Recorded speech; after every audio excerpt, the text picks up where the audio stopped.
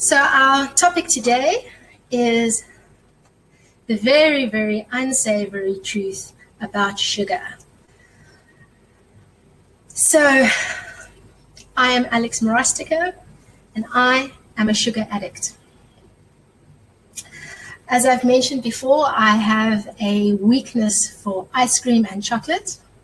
But in addition to this, I love pastries, I love biscuits, cake, sweets, all sorts of other heavenly desserts. Apart from the sugary stuff and all the sweet stuff, I love savory stuff as well. Chips, pies, pretzels, bread, crackers, you name it, I love it. And they might be savory, but all those carbs are pretty much sugars as well. And yes, when they're put in front of me, it's very, very hard to say no.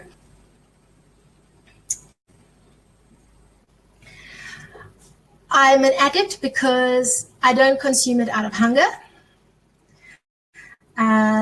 It's something that I'm not able to stop if I have one. And generally speaking, that would be the definition of an addict, is somebody who can't stop. So if I'm in a social gathering and somebody puts a bowl of chips out and I have one chip, I might just actually finish the bowl. So yes, that's my challenge. So in addition to that, my sugar addiction has contributed to a significant amount of weight gain over my life, and obviously put this in with my huge emotional issues that I had for most of my adult life. The two together really spiraled out of control to cause some really bad health issues for me. So 2 weeks ago, I discussed emotional eating and how looking after our emotions and dealing with that side can help us to overcome poor eating. But that's only one side of the coin. Because as much as we might look at our emotions, what happens when the item that you crave is highly addictive? You might manage to sort out the emotional triggers that make you want to eat, but there will now be physical responses that make you crave those foods as well. And that's really what we're going to look at today. So we looked at the emotional side 2 weeks ago, and today we're going to look at the physical addiction of sugar and how do we overcome that cycle. Through my journey, I obviously did a lot to look at my emotional state, and I dealt with that, but I had to also look at the nutritional side of sugar and really educate myself in order to not be under the control and the power of sugar. So I'm just quickly going to comment that Jane has made. Jane asked, why is it so delicious? Yes, it is delicious, and it has a lot to do with how it interacts with our body, and that's why it causes the craving. And we're going to look a little bit at its interaction shortly so that we can understand it better, and hopefully all of us can then walk away, or at least manage it a little better, how sugar interacts with us. So why is sugar so bad for us? So just a little bit on the technical aspects on how sugar actually works in our bodies. So when we have sugar in our body is going to convert sugar either to energy or to fat. It's good if it's for energy, that's great, then we use it up immediately. But unfortunately, more often than not, it lands up actually getting converted into fat. And sugar is more dangerous for us than when we actually eat fat itself. In fact, having a little bit of fat in our diet is really, really good for us, but sugar isn't. And sugar is actually the thing that lands up getting stored on our hips and on our bellies, more so than when we're actually eating fat. So what happens? So when the sugar actually enters our bloodstream, It goes into the pancreas, and then the pancreas releases insulin. And insulin is basically our sugar regulator. And it's the thing that helps to keep our sugar levels intact in our body. So the insulin gets released, and it helps to offset things so that the sugar is stored correctly. And that's all fine when we are eating moderate amounts of sugar. But our modern diet doesn't have moderate amounts of sugar. It has such a massive excess in sugar that we eat way more sugar than what our pancreas can actually deal with. So what happens is we eat the sugar, it goes into our bloodstream, and the pancreas has to overproduce insulin. And when it overproduces the insulin, we land up having a sugar crash. And when we have the sugar crash, our body then immediately craves more sugar, and this is where the cravings come from for all the lovely, nice food, like the pastries and the sweets and the cakes, etc. And we then put more sugar in our body, which just generates more insulin. And so this terrible cycle starts of sugar. And so why would this cycle be so bad for us? Well, there's a number of really bad health implications that come with having so much sugar in our body. So just to name a few things that can go wrong when we have too much sugar. The obvious one is obesity. But don't assume that if somebody isn't overweight, that they might not be at risk for any of the other illnesses that I'll mention now. Don't think that if you are super slim that you're not at risk. You are. So besides obesity, type 2 diabetes, that's the biggest one.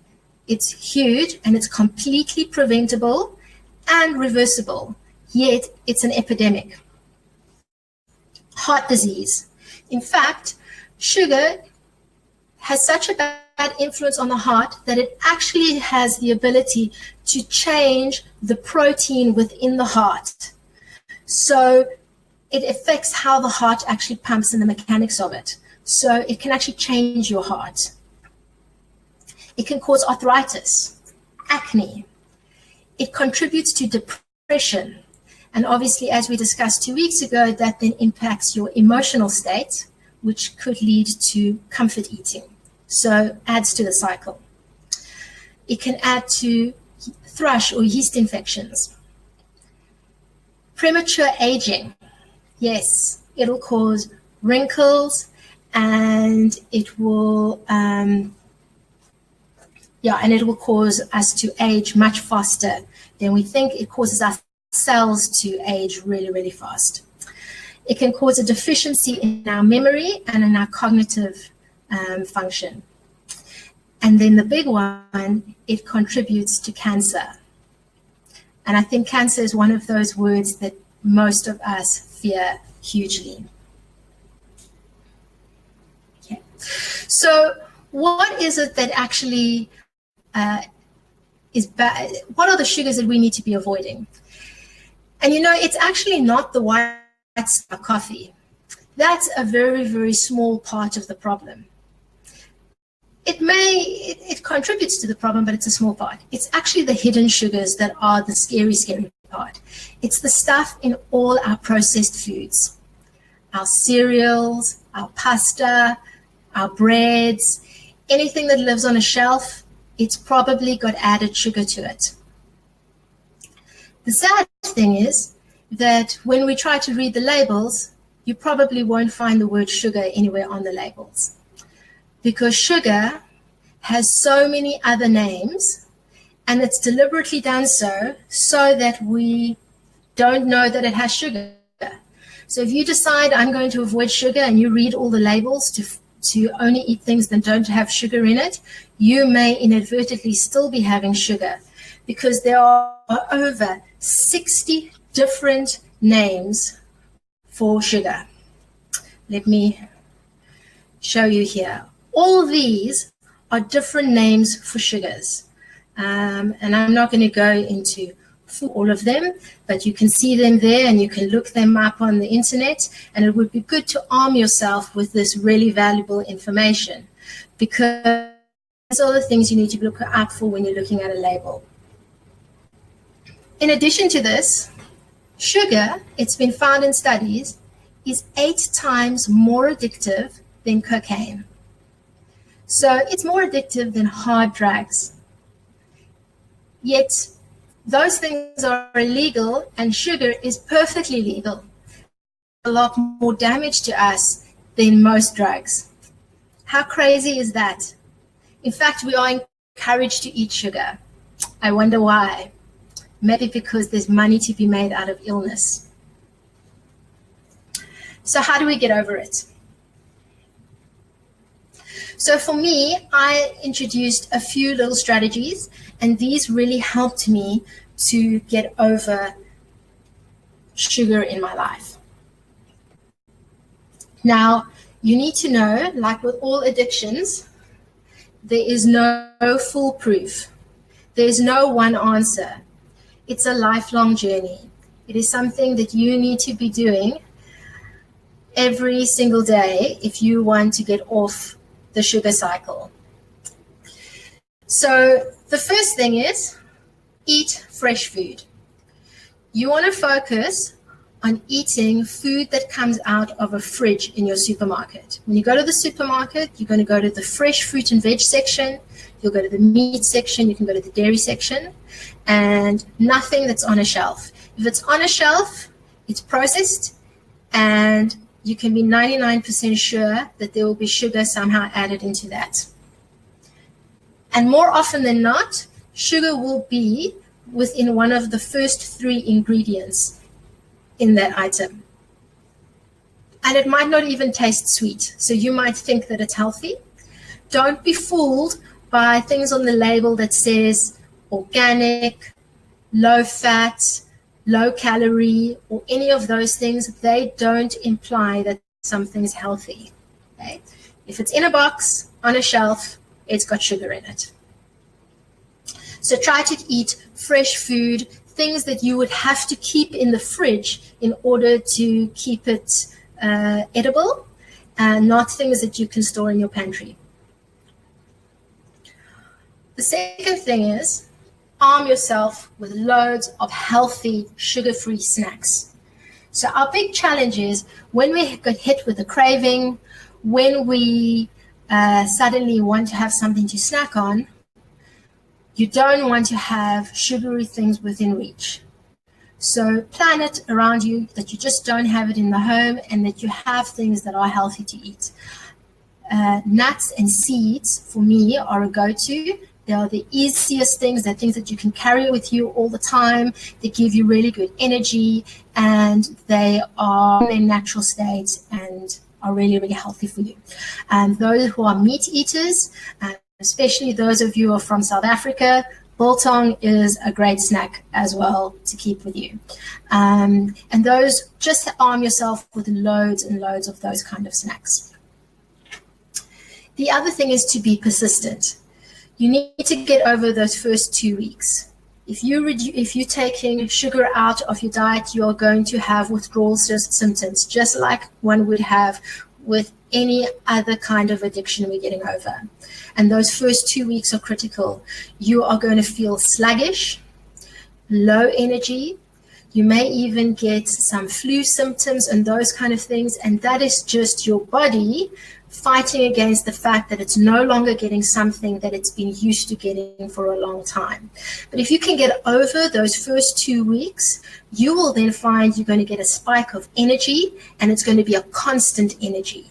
And you're going to feel that life is just a little bit better, and you're going to find it a lot easier to stick through. So you need to persevere through those very first 2 weeks, and then you'll find it's going to be a lot easier to get rid of sugar out of your life. The next thing that really worked well for me is plenty of water. Whenever I had a craving, I drank water. Also, very often, thirst can be mistaken for cravings. And we think that we are craving something sweet or savory, when actually it may just be a sign of dehydration. So whenever you have a craving, drink water. And then if you still have it, eat a healthy snack. But water is your first go-to. And if you are drinking around 2.5 liters of water a day, you should be able to stave off those cravings relatively easily. Okay. And then the last thing that I've found was really helpful, and it's maybe not such an obvious one, is to get solid nights sleep. Now, I'm a person who spent most of my life sleeping very little. Because I worked in hospitality and operations, my body just got used to work, operating on like 4 hours of sleep every night. And I did that for years and years and years, and it really messed up my sleep cycle. But when I managed to actually fix that and focus on getting at least 7 hours of sleep a night, that really helped with preventing cravings. Now, that might seem really odd. How can sleep impact our cravings? Well, sleep impacts our hormone production, and it impacts so many different hormones, which all have an impact on our cravings. So it impacts leptin and ghrelin, which are the two hormones that impact how full we feel when we eat, as well as our sense of hunger, or not. So those two work with that, and they only operate correctly when we have sufficient sleep.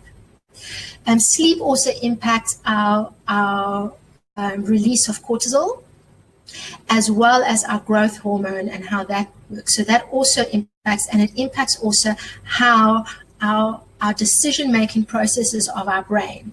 If we are not sleeping enough, we make poor decisions. And that's purely just because our brain just doesn't have the ability to make a smart decision. So we're more likely to give into a craving. So sleep is actually a critical part of being able to stick to a good, healthy eating plan. I know that sugar isn't healthy for me, but fruit has sugar. Is that also unhealthy? So that's a great question. So yes, fruit is sweet. We all love it. And yes, fruit is packed with sugar. The sugar that's in there is called fructose. Fructose does get metabolized slightly differently to glucose and some of the other sugars. However, you still don't want to have an excessive amount. So fruit is great and healthy, and it offers you a multitude of other nutrients that are important for us to have.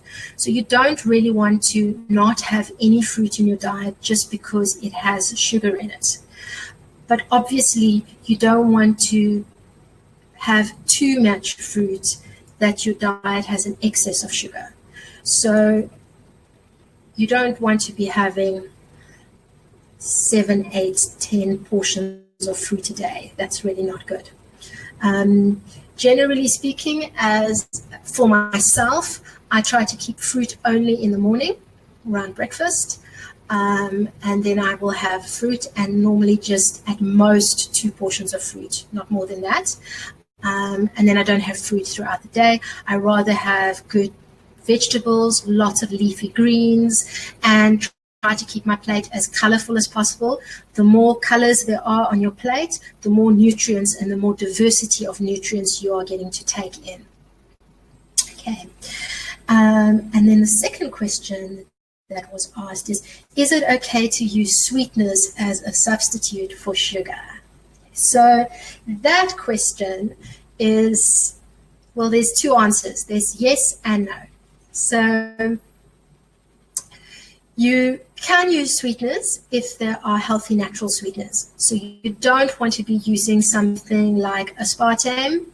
That is terribly, terribly unhealthy for you. There's horrible side effects associated with aspartame, which is in a lot of sweeteners and a lot of diet drinks. Also, you don't want to use something like sucralose.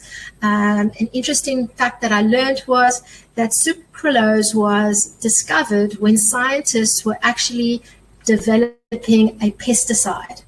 And they found out that the pesticide that they were developing was really sweet when one of the researchers tasted it, because they misheard the instruction to test it as taste it, and it eventually became a sweetener. But I'm sure none of us really want to be eating something that was designed to be a pesticide.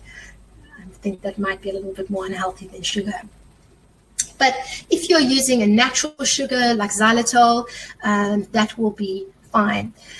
However, part of the challenge with sugar is the taste. The sweetness actually has the ability to override the other taste sensations.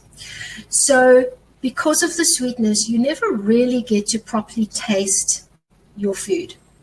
And what you really want to do is, not only do you not want to have sugar in your diet, but you actually want to retrain your taste buds to enjoy food without sugar. So having sweetness doesn't really resolve that. So the challenge would be to rather try and reduce your intake. You might move to sweeteners in the short term, but to reduce it until you actually get used to the taste of food without having any sweetness added to it. And then you'll find that you can really appreciate the true flavor of food. So coffee is a great example. I used to love having 3 teaspoons of sugar in my coffee, and I gradually reduced it till now I don't have any sugar in my coffee. But the flavor of coffee without sugar is amazing.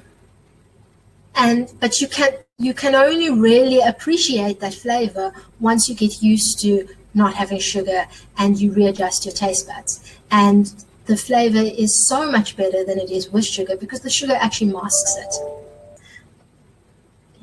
She says, can you maybe tell us more about the hidden sugars in food? Great question.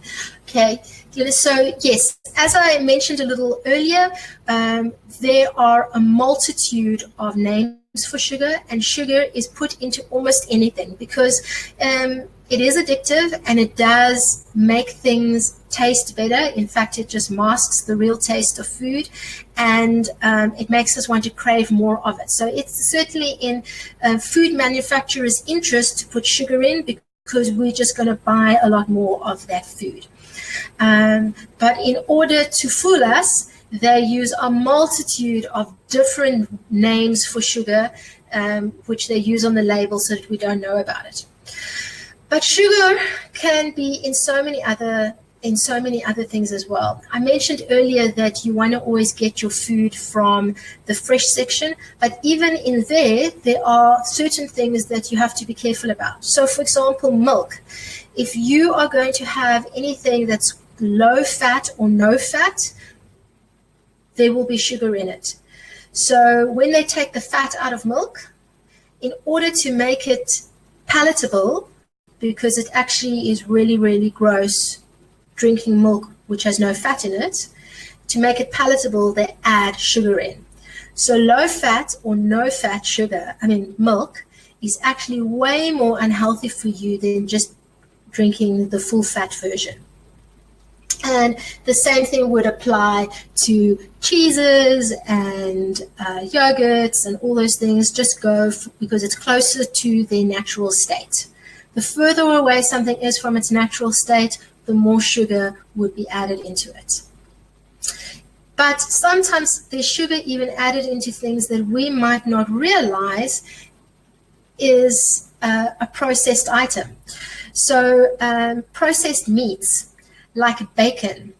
We might think that the only processing in bacon is that it's smoked. It's not true. If you look at the label of dextrose on the label, and dextrose is sugar. So yes, even our bacon has sugar in it. Almost all processed meats have sugar. So I hope that answers your question, Glynis. Gareth has asked, what about sugar in alcohol? Which ones are best? Asking for a friend. I'm sure you are, Gareth. So yes, alcohol is sugar, and obviously with alcohol there's sort of a double whammy with that. you are fueling your sugar addiction, but you could also get an alcohol addiction as well. So yeah, one needs to be careful also with alcohol. Alcohol is also it also dehydrates you. So all your water consumption also gets negated a little bit with alcohol. So like with all things, it's certainly something that should be had in moderation. But generally speaking, alcohol, you want things that ideally alcohol that have not been too fermented or gone through a fermentation process. So for example, whiskey is actually better than all the other spirits because it's just been distilled. But alcohol is a sugar and you don't want to have an excess of it. I hope that answers your question. Beer is worse than wine or spirit because beer is filled with carbs and they will be processed like a sugar. So although it's cheap, and certainly where I is the go-to alcohol for most people, it's not ideal. Wine, you probably want to keep to wine that has a lower alcohol content. And the good thing is dry wine is better than sweet wine, obviously. So you can actually taste already which one is going to be better for you. And let's face it, no wine connoisseur ever drinks sweet wine. So, keep to the dry stuff. Yeah, but yes, in moderation. And alcohol that you have, a unit being a tot if it's spirit, a glass if it's pint if it's beer. So have an additional full glass of water for every additional unit for and above your 2.5 liters that you should be drinking in a day. And that in itself might be discouraging to have alcohol if you know you have to drink that much water in addition. I hope that answers your question. I see Gareth says whiskey for my friend. Thanks. Thank you, each and every one of you, for joining me. And I will see you all next week. Have an amazing week, everybody. Goodbye.